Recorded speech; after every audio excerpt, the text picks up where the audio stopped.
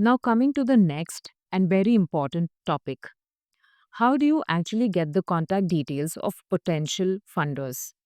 The first and most effective way is through LinkedIn. When you send someone a connection request on LinkedIn, there's an option to add a short message. Always use this. This is your first impression, so keep it simple and professional. Don't mention funding right away. Instead, briefly introduce yourself, share the kind of work your organization does, and say you'd love to connect. Once they've accepted your request, you can slowly open the conversation. You might ask if they are currently looking for new NGO partners or share a recent initiative and invite their thoughts. But here's the key: do your research beforehand. Look up the kind of causes the company supports. If they fund education and your NGO works in healthcare, chances are they may not respond. Showing that you have done your homework builds credibility and makes your message stand out.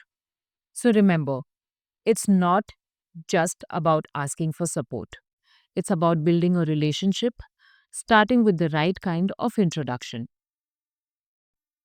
But what if they don't respond to your connection request on LinkedIn? Well, that's when you turn to database providers. Platforms like Lucia and Rocket Reach can help you find verified email IDs and sometimes even contact numbers of CSR heads, decision makers, and potential funders. Now, here's how it works. These platforms operate on a credit based system. Usually, it costs 1 credit to unlock an email ID and around 10 credits for a mobile number. You will find many such providers online. Just search and explore what suits your budget and need. Honestly, email IDs are more than enough to begin with.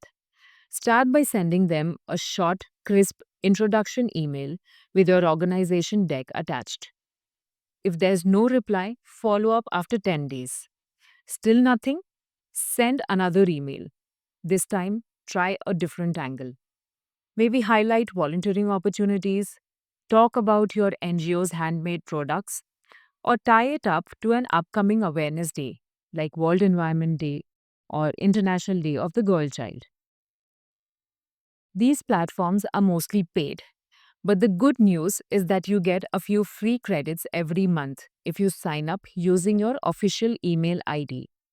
And just in case you run out of free credits, you can always sign up using a colleague's email to create a second account and continue your search. The idea is simple: be strategic, resourceful, and respectful in your outreach. Now, let's say you've run out of credits, or the person you're looking for isn't listed on those database platforms. Here's a simple but powerful hack you can try. Every company usually lists the contact of their PR team on their website or press releases.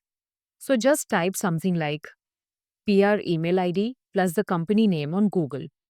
Once you find one valid email, you know the email format of the company.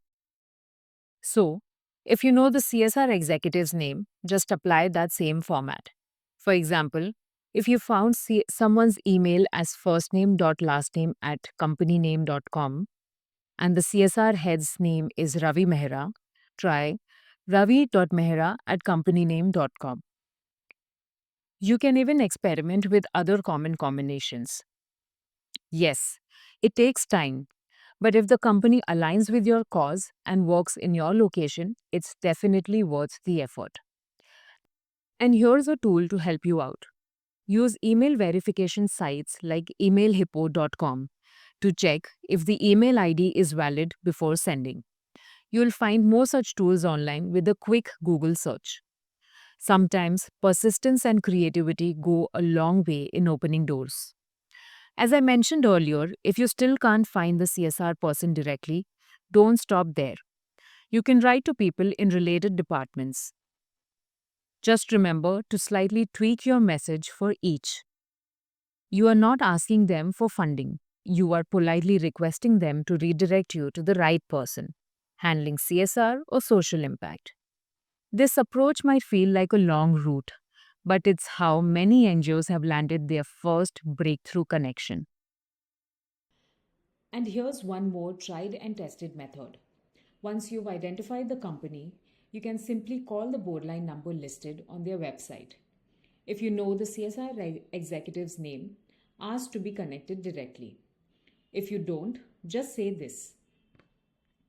Now, they may or may not transfer your call, but don't worry. If they refuse, politely ask for the email ID of the CSR department or the person handling it.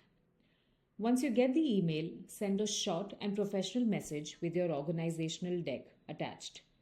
This direct approach works especially well with Indian corporates where personal communication still holds value. Just remember to be calm, clear, and respectful. It's all about opening a door, not pushing through it. Lastly, here's one more offline but underrated strategy: visiting offices in person. Now, this may not always be feasible, but if you are already in a commercial complex, maybe visiting a donor for a meeting, use that opportunity. Walk around the complex, spot other companies you haven't reached out to yet, and head to their reception.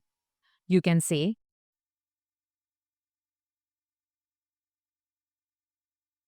if they don't allow a meeting, no worries. Hand over your visiting card and your pamphlet and request them to forward it to the concerned team. Ask for the CSR or HR email ID so you can send a formal introduction and your deck. Most commercial buildings have a tenant list near the entrance, listing all the companies and their floors. Take a photo of that list. Even if you've never heard of those companies before, they might have a CSR mandate. And now you have new leads to follow up with. Remember, fundraising isn't just digital, it's about being proactive and building visibility wherever you go.